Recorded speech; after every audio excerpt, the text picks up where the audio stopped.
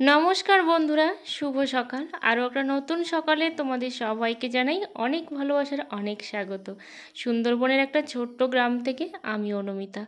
সকালবেলা চলে আসলাম রান্না করতে, আর এটা কিন্তু প্রত্যেক দিনের কাজ। সকালবেলা অনেক কাজকর্ম আমার সারা হয়ে গেছে, ঠাকুর পূজাও দেওয়া হয়ে গেছে। ওই 7টা থেকে 7:30টার মধ্যে কিন্তু সংসারের সমস্ত বাসি কাজকর্ম সেরে ঠাকুর পূজাটা আমি দিয়ে নিই। আর কি বলো তো, সকালবেলা বাসি থাল বাসনটা আমি কমই ধুই, শুধুমাত্র হাঁড়িটা ছাড়া। একটু রাত্রেবেলা ধুয়ে রাখলে না অনেকটাই সকালবেলা কাজটা কিন্তু কমে যায়। এদিকে দেখো আমার কিন্তু মাছের ঝালটা হয়ে গেছে। কি রান্না করব কি রান্না করব সত্যিই ভেবে পাচ্ছিলাম না। কারণ হচ্ছে আজকে একেবারেই তরকারিটা বাড়ান্ত।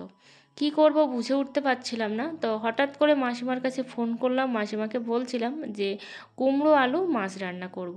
তো মাসিমা বলল যে কুমড়ো আলু মাছ রান্না না করে বরং মৌরালা মাছ অল্প করে দিয়ে কুমড়োটা রান্না করতে, আর সাথে মাছটা হচ্ছে ঝাল করতে। তো সত্যি যেমন বলা তেমনই কাজ, সঙ্গে সঙ্গে কিন্তু পদটাও বেড়ে গেল। কুমড়োর তরকারিটাও হলো, আবার কিন্তু মাছের ঝালটাও হলো। আর এই মাছের ঝালটা আমার হাজব্যান্ড খুব বেশি খেতে ভালোবাসে। ওই যে গায়ে গায়ে যে ঝোলটা করে, সমস্ত মশলাগুলো বেটে সেটাই কিন্তু করে নিয়েছি। আর প্রচুর পরিমাণে গরম। এই যে সকালবেলা একবার স্নান করেছি, আবারও কিন্তু আমার স্নান করতে হবে। এরকম 2-3 বার কিন্তু হয়েও যায়।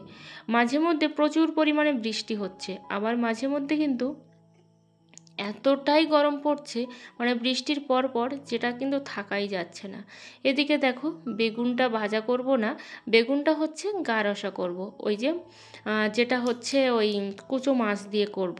আর এটাও না অনেকটা টেস্টি লাগে খেতে। প্রথমে বেগুনটাকে আমি ভেজে নিয়ে তারপর কিন্তু এটা তুলে নেব, তারপর মশলাটা করে জল দিয়ে তার মধ্যে কিন্তু বেগুনটা ছেড়ে দেব, সরিষাটাও আমি পরে দেব। এটা হঠাৎ করেই না মাথার মধ্যে আসলো। এই রান্নাটা আমি কোনোদিন করিনি এর আগে, হঠাৎ করেই আসলো, তো হঠাৎ করেই রান্নাটা করার স্টার্ট করলাম। এই কয়েকবার রান্না করছি, 2 থেকে 3 বার। আর কে কে এইভাবে খেতে ভালোবাসো অবশ্যই জানিও। যেহেতু সরিষাটা অনেকটাই কম, তার জন্য কিন্তু শিলেই বেটে নিই।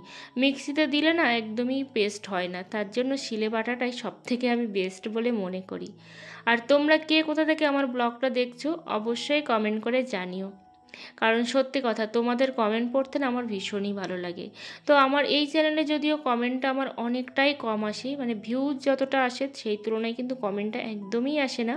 আমার আগের চ্যানেলে যেমন প্রচুর পরিমাণে কমেন্ট আসতো, আর ভীষণ সুন্দর সুন্দর কমেন্ট আসতো, যেটা পড়লে কিন্তু আমার মনটা সত্যিই ভালো হয়ে যেত।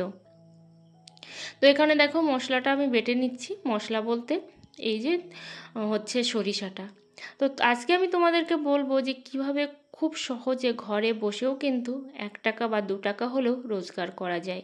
হ্যাঁ অবশ্যই, এটা কিন্তু একটা মেয়ে চাইলে অনেক কিছুই পারে। ওই যে ঘরের বাইরে না বেরিয়েও সংসারের কাজকর্মের পাশাপাশি, কারণ মেয়েদের কিন্তু সংসার ধর্মটাই বড় ধর্ম।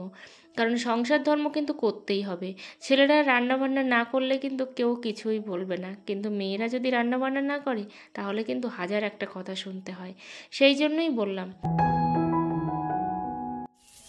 তো এখন দেখো আমি রান্না করছি, আর এদিকে কিন্তু আমার বেগুন ভাজা হচ্ছে। বেগুনটা হচ্ছে মাছ দিয়ে রান্না করব। আর বাইরে কিন্তু প্রচুর পরিমাণে বৃষ্টি হচ্ছে, মানে বৃষ্টিও হচ্ছে, সাথে কিন্তু ওয়েদারটাও প্রচণ্ড পরিমাণে খারাপ। তো সেই জন্য কিন্তু তাড়াতাড়ি করে রান্না করে নিচ্ছে। এই যে দেখো প্রচুর ওয়েদার খারাপ, মানে সকাল থেকেই কিন্তু বৃষ্টি হচ্ছে। তো চলো রান্নাটাকে সেরে নিই, তারপরে তোমাদের সঙ্গে কথা হচ্ছে। এই যে দেখো রান্নাবান্না শেষ করে এদিকে চলে আসলাম পুকুর ঘাটে। দেখো বৃষ্টি পড়ছে, আর এই বৃষ্টির মধ্যেই কিন্তু সমস্ত কাজগুলো ভিজে ভিজে করে নিতে হয়।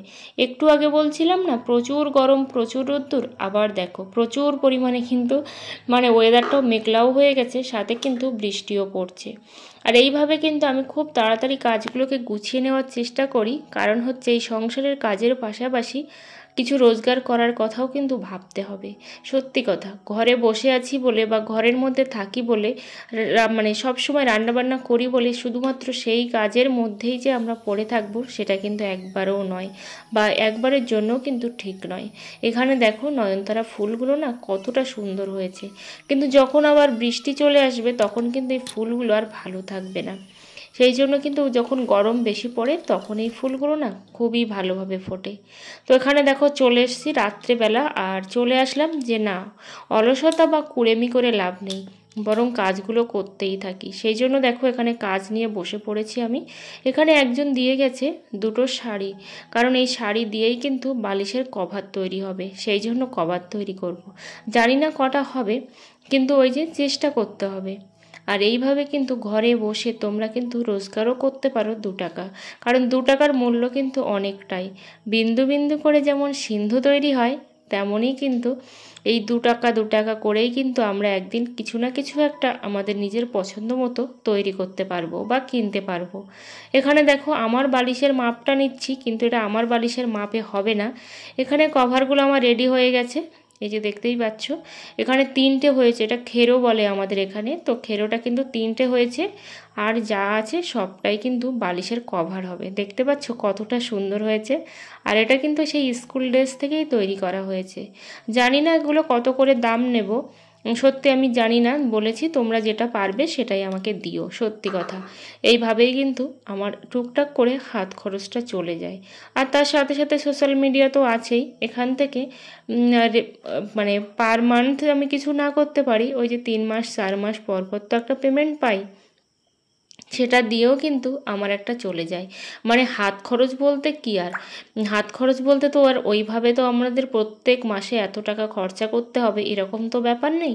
আমাদের ওই যে কিছু জমানো, সাথে হচ্ছে সেই জমানো পুঁজি দিয়েই হাজব্যান্ডের পাশে দাঁড়ানো, বা বিপদে আপদে কিছু কেনা বা কিছু করা, এটাই হচ্ছে তো আমাদের জমানো, তাই না? তো এটাই হচ্ছে আমাদের মেয়েদের কাছে অনেকটাই।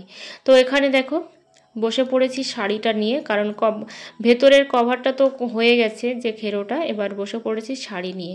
জানি না কতটা হবে এখানে শাড়ির, মানে যে বালিশের কভার সেটা কতটা হবে আমি জানি না, কিন্তু করতে হবে, অনেক কয়েকটাই কিন্তু হবে বলেই মনে হচ্ছে। তোমরা কিন্তু এইভাবে আগে নিজেদের জিনিসগুলো তৈরি করতে পারো, তৈরি করে তারপর কিন্তু সেগুলো অন্যদেরকে বলতে পারো যে দেখো এটা আমি তৈরি করেছি বা এটা কেমন হয়েছে এইভাবেই। কিংবা তোমরা ফেসবুকেও কিন্তু দিতে পারো, এইভাবে কিন্তু তোমরা তোমাদের প্রচারটা চালাতে পারো।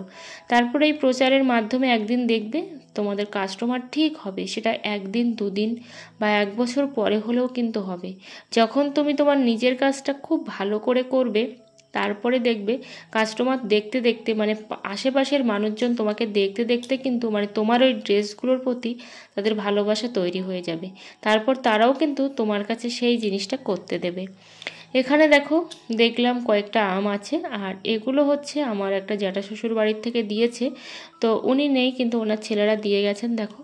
আর আমগুলো কিন্তু দেখতে এমন লাগছে, কিন্তু খুব টেস্টি আম। আমি কোনোদিন খাইনি এর আগে যদিও, কিন্তু আমার ননদ বলছিল খুবই সুন্দর খেতে।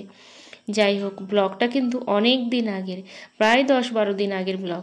তো তোমাদের সঙ্গে শেয়ার করা হয়ে ওঠেনি, কারণ সত্যি কথা এই যে বড় ভিডিও এডিট করার না সময়ই পাচ্ছি না। কিন্তু ওই যে সময় পাচ্ছি না বলে অলসতা করে বসে থাকলে হবে না, কারণ এই অলসতাটাই কিন্তু আমাদের জীবনের কাল বলতে পারো। তাই অলসতা করলে হবে না।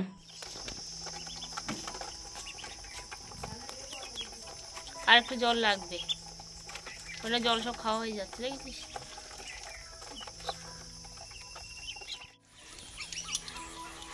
তো এই যে দেখো বৃষ্টিতে ভিজে একদম একাকার হয়ে গেছে, দেখতে পাচ্ছ। বাইরে কিন্তু প্রচুর পরিমাণে বৃষ্টি হচ্ছিল, কিন্তু যখনই ভাবলাম যে না একটা ভিডিও বানাবো, তো তখনই দেখো বৃষ্টিটা কিন্তু আর নেই, সব মানে বৃষ্টিটা বন্ধ হয়ে গেছে।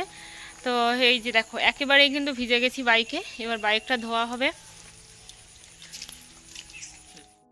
আমার ব্লগটাকে কোথা থেকে দেখছো অবশ্যই কিন্তু কমেন্ট করে জানিও। আর চ্যানেলে নতুন বন্ধু হয়ে থাকলে চ্যানেলটা সাবস্ক্রাইব করে পাশে থেকো, অল নোটিফিকেশানটি অন করে দিও নিত্য নতুন ভিডিও পাওয়ার জন্য।